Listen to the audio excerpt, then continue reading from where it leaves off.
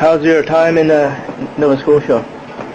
Haven't really done much. So You didn't do much? Your schedule quite busy? yeah, we get here, it's preparation for the show, so not a whole lot of sightseeing time. I know that some of the other guys in the band went to the local brewery here. Okay, yeah, there's a few. Yeah. And they had a good time, I take it. I'm not sure. I haven't heard the reviews yet. Yeah. Rock band, Guitar Hero. Without it, would you guys accomplish big? Us? You think they helped you a lot? To grab mostly the younger age also? Not as much as some. Yeah. You take a band like Dragon Force, for example. Oh, that's true, yeah. You know, Guitar Hero put them on the map. Does it help bring an awareness to the younger generation, an awareness of rock music? Without a doubt, without question. We're hugely in support of the video game. So, it would be short-sighted to not really be welcoming of any potential new media that you can utilize to spread the message and the love of rock music with real instrumentation and real instruments. And that's the way it should be, the organic way. And so, we're very, very much in support of it. Did it have much of an effect for Disturbed, per se? Our fan base existed prior to the existence of Rock Band and Guitar Hero. So did it maybe introduce to some new people? I hope so. Like Canadians and, some other countries? Could be.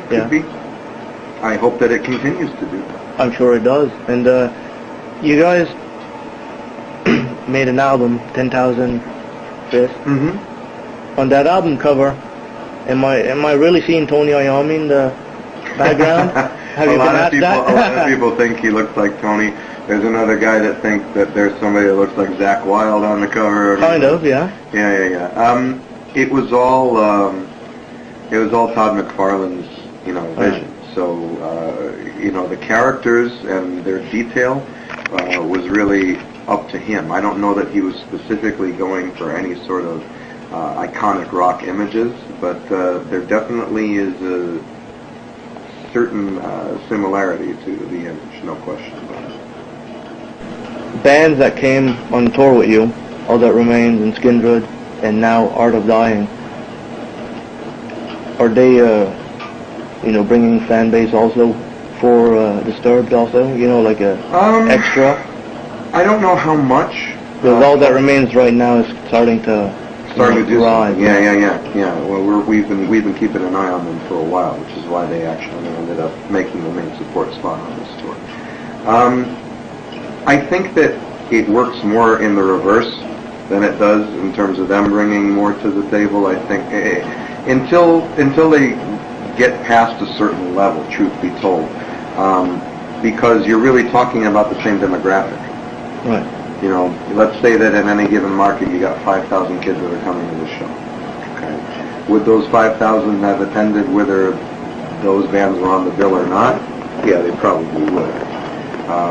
So they're really benefiting more than we are from that perspective. But does their being a part of the bill make it more compelling for those 5,000 to come out? Without question.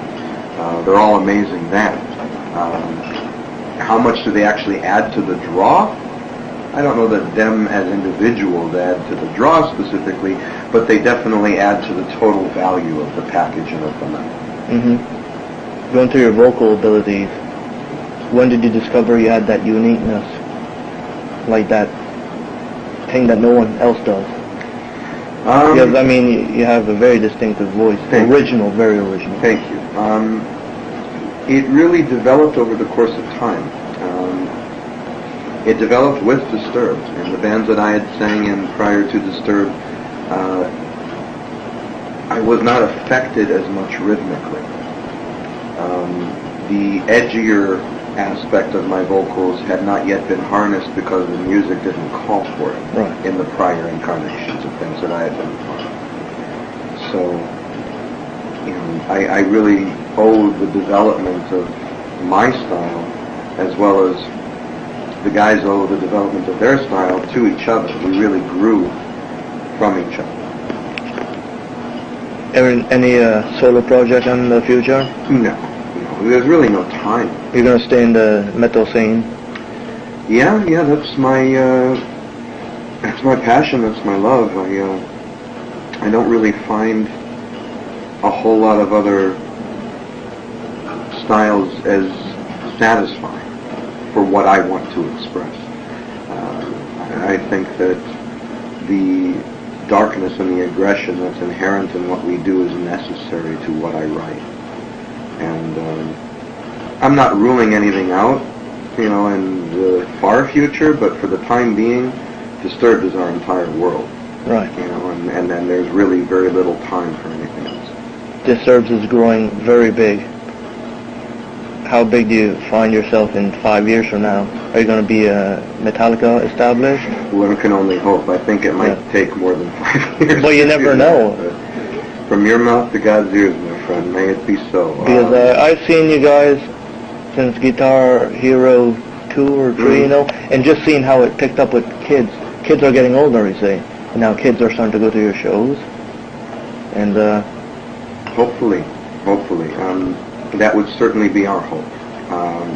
It's a very grandiose hope, but eventually it shall be achieved. Like I said, from your mouth to God's ears, brother. May it be so. That's our intention. Our intention is to continue to grow. Our intention is to solidify our place in rock history. Our intention is to achieve a certain level of immortality. Which you already achieved. Thank you. In a way, right? Thank you. Well, maybe not. The stamp has already been placed.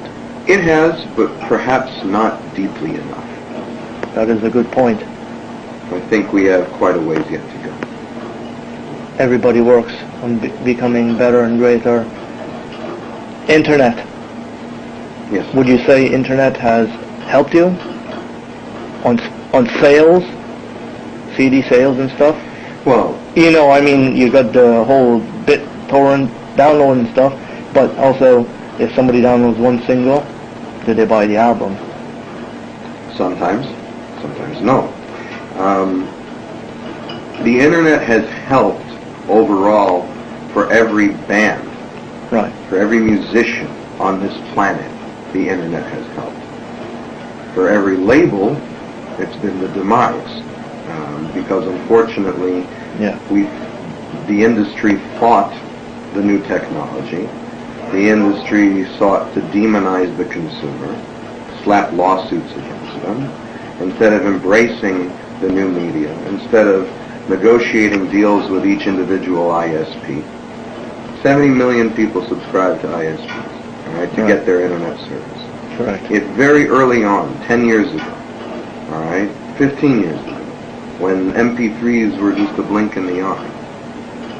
If we had negotiated deals with the ISPs and made it so that if you were, as a subscriber to internet service, if you knew that for $5 a month, you could have unlimited file sharing. No strings attached, no taboos, nobody slapping you on the wrist, extra incentives, early releases, new music, new media, artwork, interviews. Wouldn't you do it? Isn't it worth $5 a month? Imagine 70 million times $5 a month. That's a lot of revenue that everybody's missing out on, including the industry. Right. You then go ahead and take the software that's already in existence that monitors internet downloads. A company called Big Champagne puts out the software for it. And then you disperse those proceeds the same way that publishing is dispersed.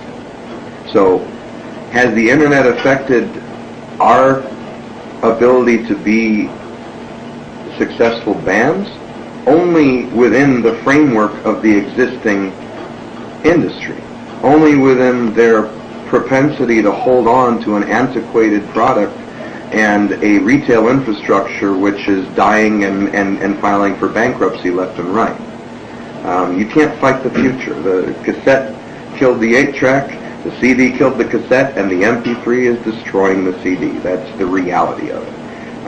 I was hoping that the industry would have been forward-thinking enough to come up with the next wave of technology.